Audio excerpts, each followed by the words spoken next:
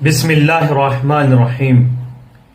رہبر کی تدفین کے بعد مختلف سوال ہو رہے ہیں کہ جو لوگ نماز میں شرکت کرنے والے تھے، جو تشییع میں شرکت کرنے والے تھے، ان کو زبردستی بھیڑ دکھانے کے لیے بلایا گیا تھا۔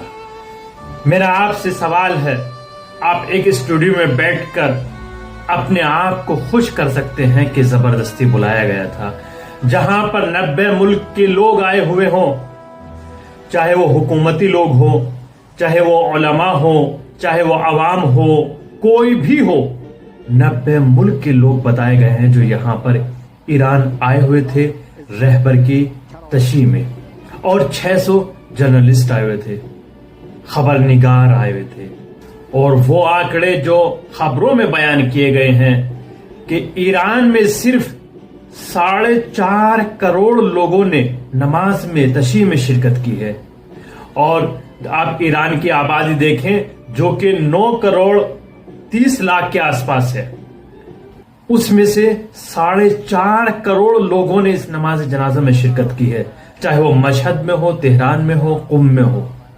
اس کے علاوہ عراق میں لے کر گئے، عراق کی آبادی 4 کروڑ 70 لاکھ ہے، جس میں 1 کروڑ 20 لاکھ 30 لاکھ لوگوں نے نماز میں شرکت کی ہے، تشییع میں شرکت کی ہے، جبکہ عراق کی آبادی 4 کروڑ 70 لاکھ ہے۔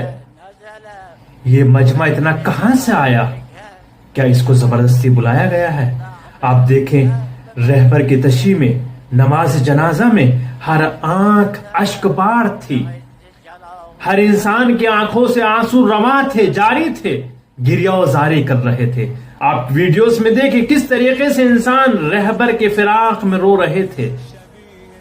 نہ بھوک کا خیال ہے، نہ پیاس کا خیال ہے، چھوٹے ہیں، بچے ہیں، بوڑھے ہیں، جوان ہیں، مرد ہے، عورت ہے، خواتین، سب موجود تھے، جس میں میں نے خود اپنی آنکھوں سے دیکھا 3 مہینے کا بچہ، 4 مہینے کا بچہ اپنی آغوش میں ایک ماں لے کر آئی ہے۔ کیوں؟ رہبر سے محبت تھی، الفت تھی، عقیدت تھی، وفاداری کا اعلان کرنے کے لیے اظہار عقیدت، یہ ہوتی ہے محبت۔ ہر جگہ سے ہر انسان نے شرکت کی ہے، مختلف مذاہب کے لوگوں نے شرکت کی، ہندو، مسلم، سکھ، عیسائی اور دیگر مذاہب نے، سب نے شرکت کی ہے اس میں۔ کیوں؟ محبت تھی، عقیدت تھی، لگاؤ تھا، ہر انسان رہبر سے ملنے کے لیے بے چین تھا، اسی لیے رہبر کے جنازے میں سب نے شرکت کی۔ انسان کی شخصیت کی پہچان صرف اس کی